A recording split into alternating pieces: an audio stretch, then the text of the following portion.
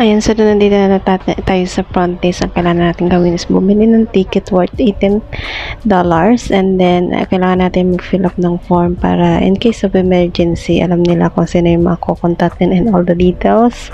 And after that, ayan, din punta na tayo sa locker kung saan iiwan natin yung ating mga importanteng gamit for safety. After that, kailangan na natin isuot yung wristband na binili or binayaran natin na patunay na bumili tayo ng tickets, and proceed to the location ng equipments for kayak. And kailangan nating magsuot ng life jackets. After natin magsuot is proceed na tayo sa briefing area na kung saan i-explain nila ang mga dapat at hindi dapat gawin before and after the kayak.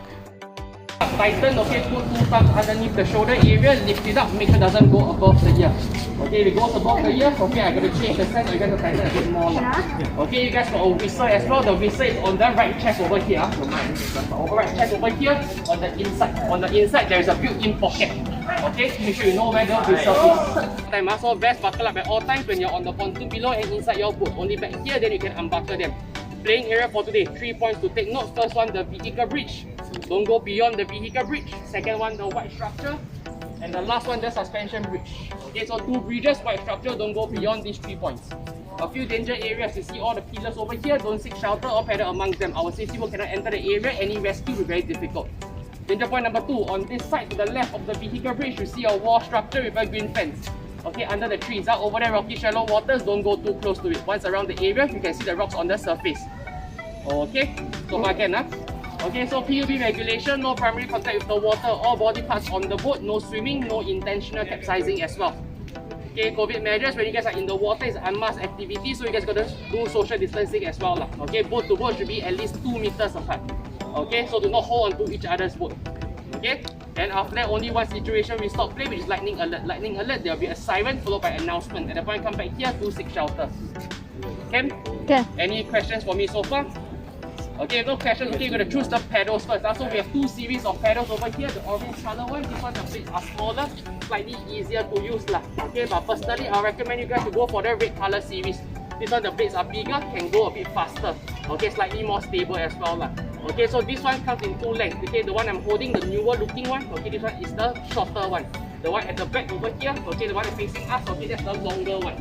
Okay, so you take the longer one, put it right in front of you. If you can reach the top of the long paddle, go for the long paddle. If not, you choose the shorter one. Okay, this one only got 1 length. Okay, so grab a paddle for yourself. Okay, come back over here, spread yourself out. We do a quick paddle demonstration. Then we go and grab the boat. Slightly to the back. Okay, water off to the back. Dip it into the water and you're gonna pull the water back.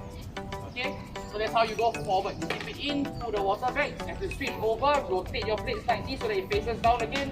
Dip it in, pull the water back. Okay, so this is the forward motion. Don't just use your arm, rotate your body, follow through with the motion.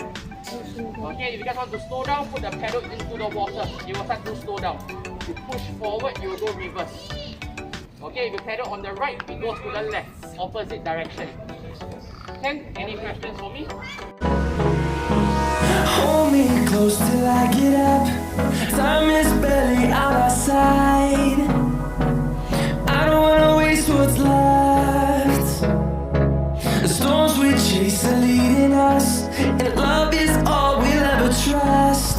Yeah, no, I don't wanna waste what's left. And on we'll go, through the wastelands, through the highways, till my shadow turns to sun rays.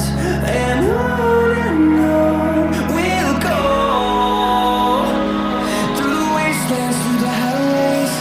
And on we'll go.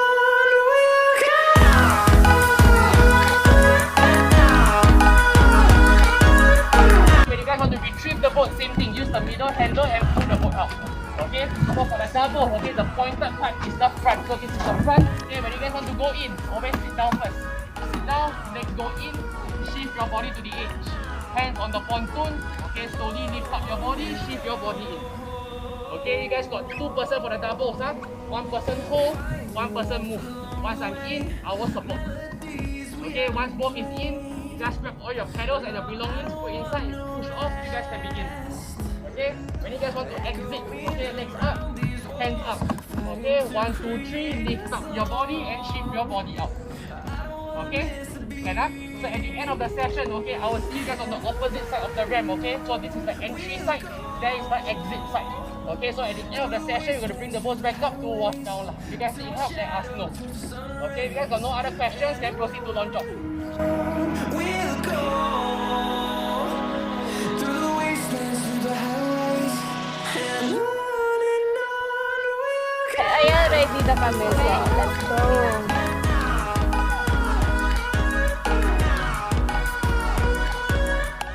So, ayan, para-paraan para makapag-video tayo, ma-record natin ang ating pag-kayak for today. So, ayan, dito lang tayo guys, location, Kallang Stadium. Fueled by them to see the horizon, turn us to thousands, and we'll grow in number. Fueled by them to see the horizon, turn us to thousands, and on we'll go through the wastelands, through the highways, till the shadow, till the sun rays, and on we'll go through the wastelands, through the highways, and on we'll go.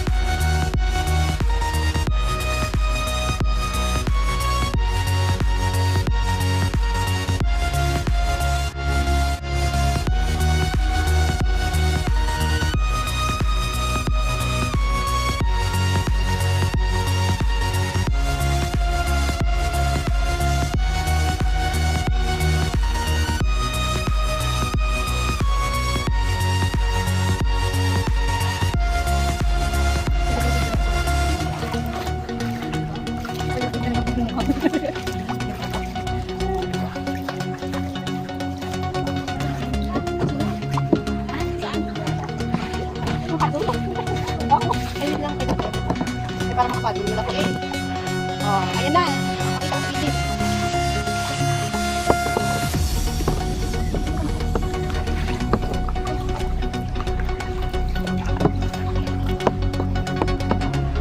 Ang ano nga ba? Pagkakit ko sa drone.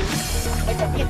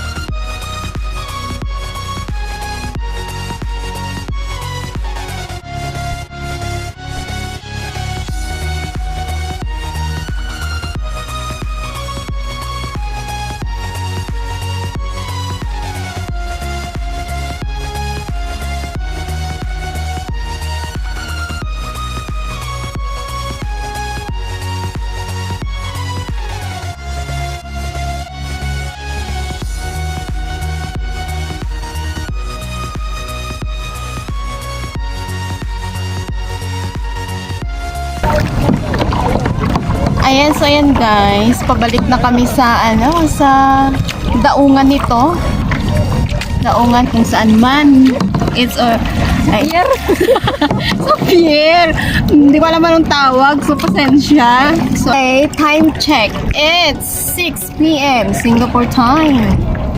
Ayan, so medyo maliwanag pa dito. Pag sa Pinas, madilim ng 6 p.m. But here in Singapore, maliwanag pa siya until 7 p.m. Maliwanag pa dito sa amin. So, ayan, malapit na rin matapos yung aming oras kasi it's only for 2 hours yung kayak na kinuha namin na nagkakahalaga ng $18. So, I want to take this opportunity also habang pabalik kami doon sa kung saan kami nagsimula. Ayan, so I want to take this opportunity para magpasalamat sa lahat ng nagsusupport sa akin all the way simula noon hanggang ngayon na andyan pa rin na nag-i-stay. Thank you so much. Team Kumaris, Team Tipaklong, Team Care, thank you so much. Team Chidos, thank you so much also. Ayan, maraming salamat sa inyong lahat guys. Ayan, sa mga hindi pa nakasubscribe, please do subscribe to my channel. Miss Ana Doronio, please also like and share and comment down below kung ano pa yung gusto nyong abangan or makita sa aking YouTube channel. Ayan, thank you so much and see you on my next vlog. Bye-bye!